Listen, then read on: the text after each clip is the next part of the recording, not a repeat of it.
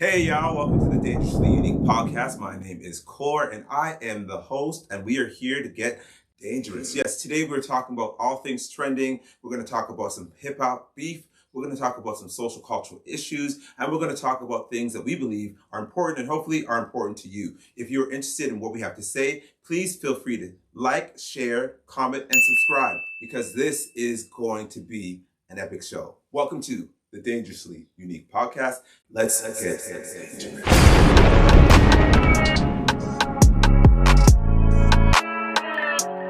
The views and opinions expressed in this program are for entertainment purposes only and do not necessarily reflect the views or positions of any of the entities they represent.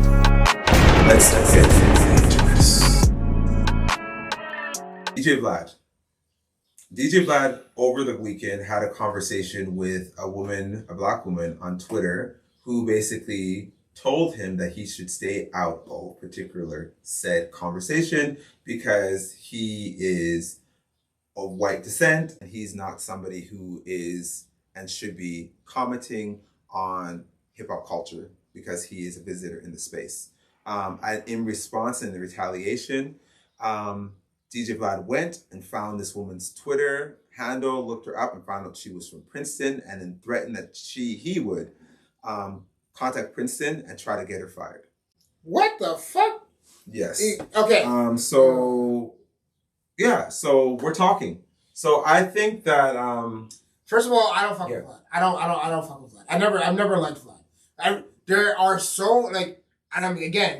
if there's so many people who have done Vlad interviews that have gone to jail because of the interviews. Hip hop police use Vlad is the number one informant in the hip hop police. He really is. The hip hop police. He really is. And again, that's not always on Vlad, because some of these dudes be self-snitching, but Vlad will do very leading questions, especially if he's heard that you possibly done some heat, and then get people jammed up. I think that was one of the reasons that Boozy had that issue with the system recently. He also and that's the thing where again, don't be having conversations with people who are not your friends. Yes. Do not go to spaces where people who actually do not like you or do not really respect you, because they will probably be probing and asking questions to try and invalidate or basically make suggestive commentary to try and align with whatever perspectives or ideals they have. Be mindful of where you do go and where you invest your energy, because you playing yourself for real. Vlad's always been up. Vlad is never there are more genuine outlets that are especially people who are street artists could have gone to have those interviews, but because Vlad had such a platform, I think it pays them as well. Yeah, it pays for some of these interviews, but because he has such a big platform, a lot of these artists would go and talk to Vlad, knowing that the reputation of Vlad was starting to develop as somebody you cannot be trusted to talk to in these spaces. I think Vlad is an extension, or one of the original extensions of the culture vulture thing, where you have people like Vlad or Mira Cohen. I'd say Post Malone to an extent. People who come into hip hop spaces who aren't from the culture, who then use the culture to get themselves some street cred, and then at the same time, maybe not Post Malone, take that back. And at the same time, because he hasn't done anything destructive to the culture since he's left it. He hasn't been destructive, but the whole culture vulture conversation. He's part of that. Utilize Black history, iconography, identity, culture of another group of people to basically align with for the benefit or the end all be all of getting success. Yeah. And then once I reach that level of clout that I feel is supportive to me, I'm out. Yeah, 100%. And peace out. Yeah, and Vlad A-Town. The argument somebody could make is Vlad never left the culture, but the thing is the culture's trying to force him out and he refuses to leave. Because Vlad is he's a parasite. He comes off as a parasite, right? And he's very sinister. He's very, very sinister, dude. He's very sinister, literally. Yeah, Mr. Sinister. He's Mr. Goddamn Sinister. He does things that are at the detriment of the culture that he claims to love being a part of, but then actively destroys people in the culture because it's good for content. It's like Adam 22. Yeah, very much so, because you're engineering interviews, and you're basically conflating and creating a platform to have a particular conversation. But the gaze of that platform and how it's set up is not from somebody who actually is from the culture. No. It's from somebody who is adjacent or outside of it. And then you're taking their perspective and it's also a line of questioning and awareness and internalizing that it's actually authentically hip hop culture when it's not. Yeah. It's like, it just isn't. The space and the intention of the space would not be the same as, let's say, if Nas was running a show.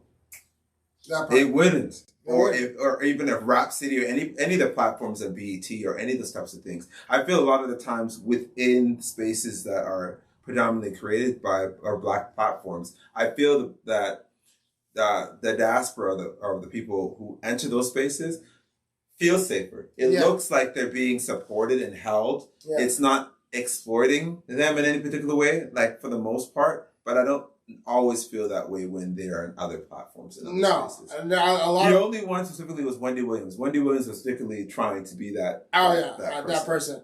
But I agree with that, because I feel like any of these other major spaces, like MTVs or the VH1s or whatever, it all feel very exploitative. One person that was coming to mind was what's that chick who does the awkward interviews? The one that copied Funny Marco's. Whatever. Pretty much. Yeah, she's one of those people. It's like they stick her around a lot of rappers or whatever. She does these interviews. All these other people. And then it's like, clearly you're just a plant to try and eat off the culture. And then the minute you get a bigger interview, you're out.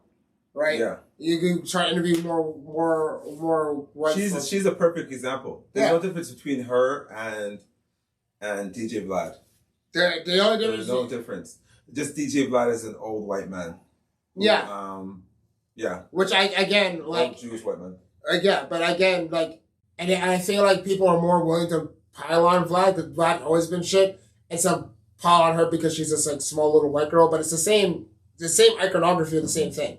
They're still inserting these same play. Yeah, same play. These sinister figures into Black culture to soak up all the energy you can get, because everything youth is attracted to Black culture, right? You use that to get everybody's attention, and then you leave it worse than when you found it, and you're like, I didn't do anything. Like, I've listened to Miley Cyrus recently, but when she was the whole banger thing, bro, I hated it. I absolutely hated it, because it was gross. It came off inauthentic. It felt, that's why one could say like, oh, I'm fucking with her so much right now. Excuse myself on this podcast. Yeah. Because it feels authentic. It feels like what she's doing right now is like her. Like it feels like I'm connecting, I'm vibing up with her sound, like what she's giving. But back at that time, it just felt like... It felt inauthentic and gross. It felt like she's just, everyone's on this right now. There's no other lane. And everyone, Katy Perry, and all of them girls... They have done that. They all did. They all went through their situation and, as, put on the coat, wear it, and then take it off when you need to. Right. You know what I mean? But when it comes to the conversation with Vlad and basically telling, and specifically this Black woman, she's actually Dogchild, the producer from the 90s who produced for Whitney Houston, Michael Jackson. Wait, she's Dogchild? She's Dogchild's, I think, niece or cousin. So they're family related. So she's been in the industry. She knows about certain things. And I think she actually is within the industry in a certain way. So the issue too of him basically trying to get her fired. Is pretty crazy. That is some colonization type shit. It's pretty ludicrous. It's messed up. He felt offended based upon her actually sharing what is actually a fact within the matter, and got offended by that. Because realistically, at the end of the day, there's certain people, that I want to hear from when it comes to certain things. Yeah. And there's certain people that I don't want to hear. Vlad is one of those people I don't want to hear from. You know what I mean? It's like your commentary or your perspective, for me, has no weight or value. No. You may like to believe it because maybe you look a certain way. Yeah. But when it comes to certain things, I'm just not interested in hearing your perspective because there's no credibility there. No, you can't. There's just none. And it would just be an auxiliary perspective. And it's okay. All opinions and perspectives are cool. But at the end of the day, there's only some that really, really matter. And what we do have to become aware of is what ones matter and what ones don't. And so if you're here in the auxiliary space, adjacency space, trying to talk about something that's directly multi-layered, that's having a conversation about racial inequality, colorism, featureism, all of these things that are innate within the Black experience, Black American experience, and you're not really a part of that, and I've been hanging around these people my whole entire life, so I can speak on it, or I know it that way. No, you can't. No, you can't. No, you can't. I can make a whole book on white people, but I won't because it's not my experience. I can make a book on my experience with white people, maybe, but I can't talk like, oh, I know, I've been around them forever, so I know exactly what they're like. I don't know what they're like. I don't know what everybody's exact things are, and I can't make a sweeping generalization on a whole group of people just because I've been around them my whole life. That's ignorance personified. Or I'm an authority because of that. And that's the thing. That's the thing. You don't know shit. I know what my experience is, and that's why, again, like you just said, it's very specific. I can tell you what it is to be the only Black person living in white spaces for 20-something years. Yeah. I can give you that experience because I know that experience. Yeah, exactly. But I'm not going to say that I know white people. Yeah. You don't all white people, or all European people, or all Asian people, but I know my experience in relation to them. Exactly. And I can speak about that, about my experience. And, exactly. But if you're talking about, two people having a beef, a cultural conversation, you may not even understand the tensions of what that's there. I understand critiquing like,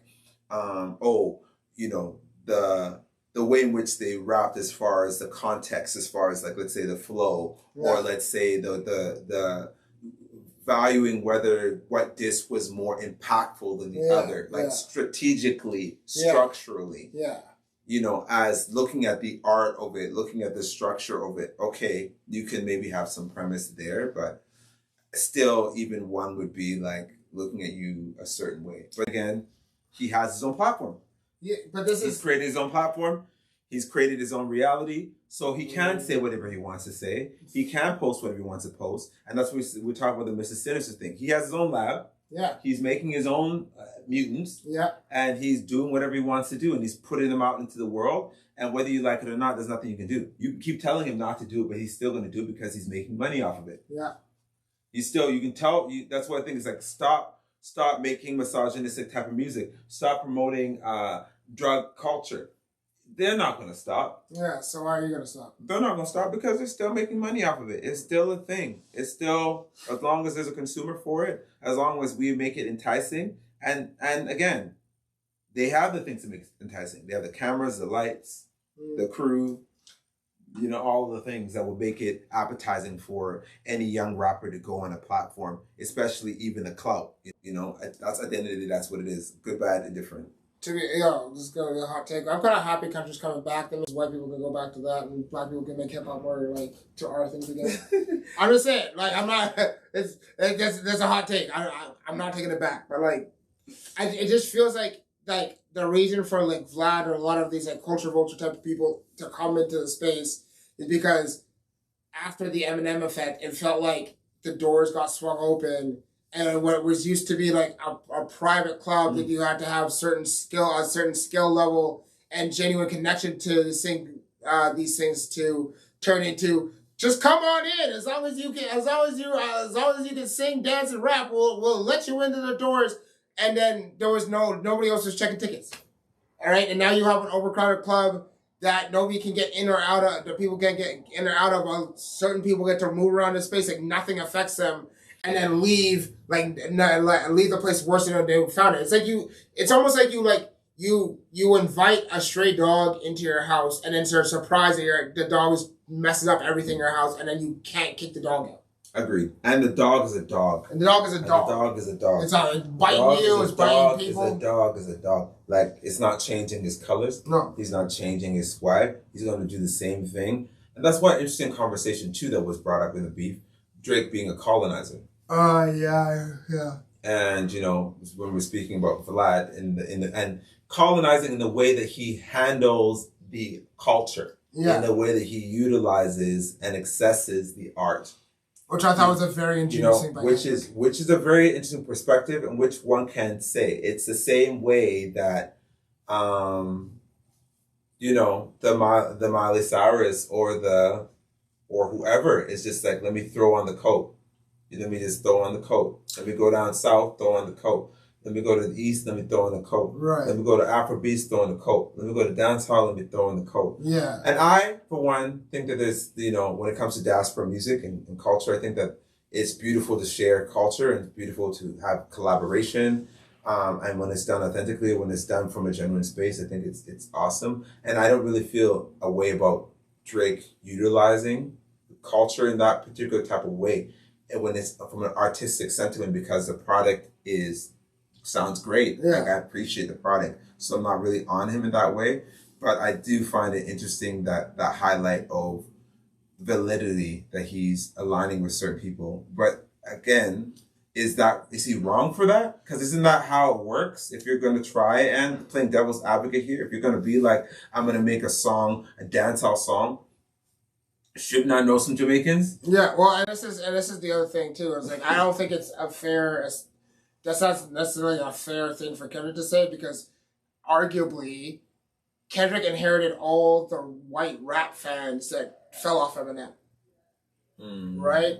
And Kendrick is like, if Drake is like the popular dude that you hate to love because he's so successful, Kendrick is the opposite, where it's like all the wordy people who don't like rap love Kendrick because Kendrick is a true artist. He's a wordsmith. He elevates the thing. He's your acceptable Negro, right? Yeah, he is. He's your acceptable Negro. He's not a lyrical, clerical rapper, no, in the sense like the Eminem conversation. Yeah.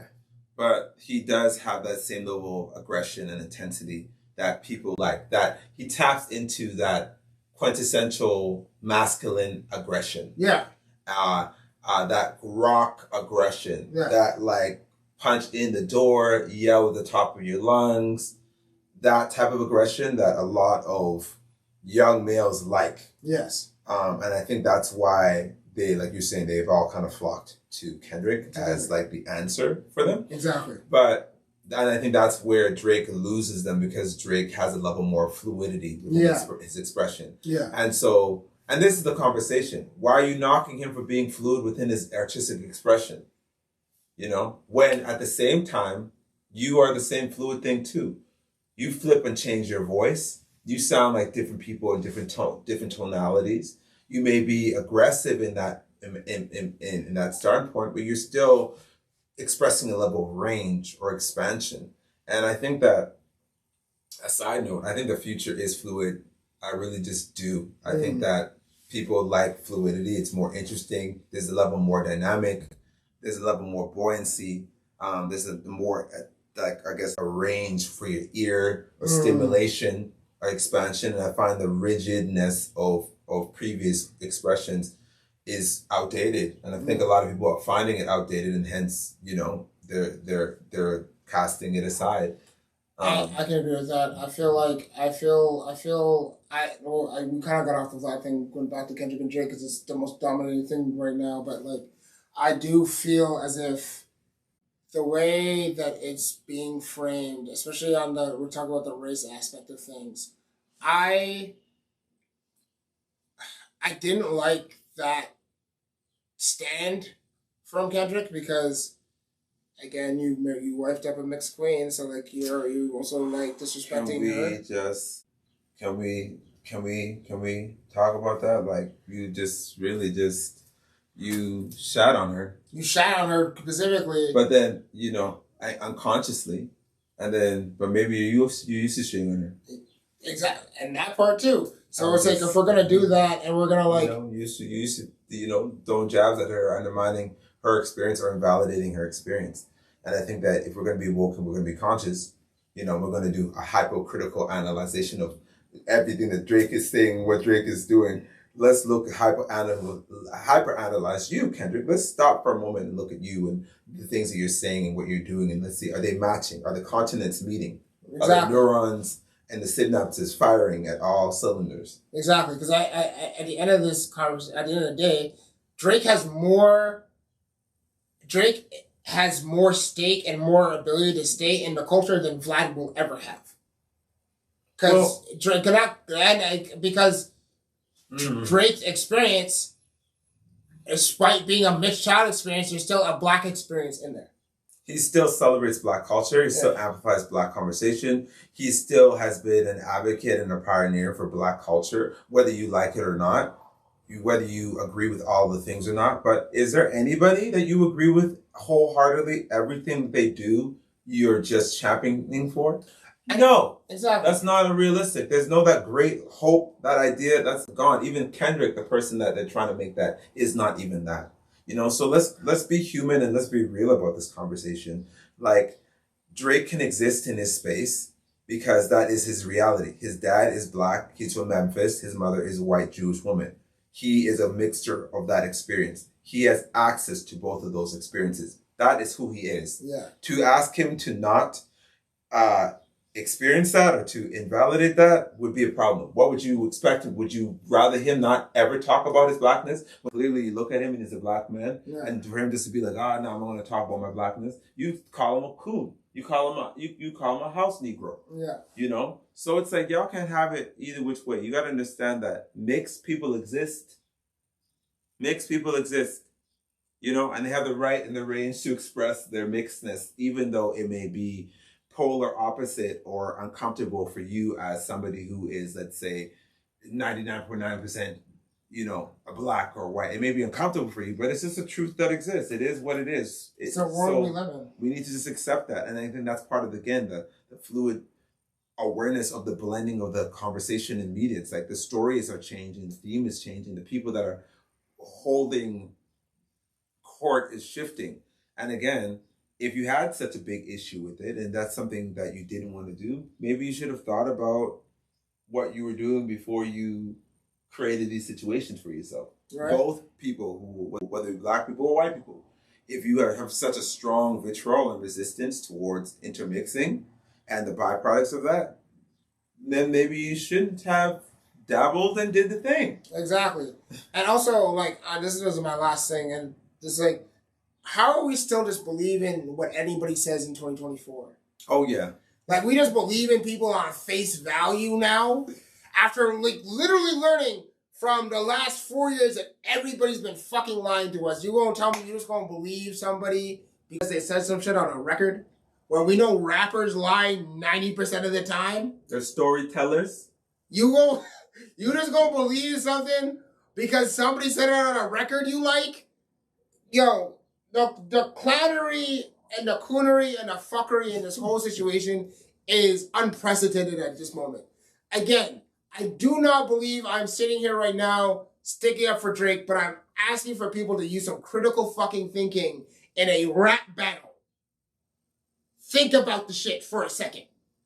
Like he said, if Drake did some shit, the cops are looking at him right now because accusations are made. If Kendrick did some shit, the cops are looking at her right now because accusations were made. Be a critical thinker. Don't be a dumbass. Dumbass. And that's the same thing too. It's like all of these things don't stay on wax. They don't stay on wax. Somebody else, we talked about, I think one of our previous conversations about beef. You know, it can escalate to other spaces and have real world consequences. Gossip has real world consequences. Exactly. You want to talk about somebody's character. Do you know that for a fact? That person could die because of the things that you're saying. Exactly. Not even them or their family members or somebody associated with them or it could give people some level of battery pack in their back to go after somebody and assault them because of they're seeing it. You know, people being assaulted in the mainstream. Like, we gotta think, we gotta understand, again, that it is all make-believe. It is not real. That, again, like, even these people saying, again, Drake said that he made a whole bunch of shit. Yeah. Fed it to Kendrick to make records with. And subsequently, Kendrick made and used some of that information. So, again, invalidating what's being said. Because it's either the truth or it's not. Exactly. And that's what it is. And so at the end of it, fuck Vlad. That's where I'm gonna leave it. Fuck Vlad. Okay. Okay.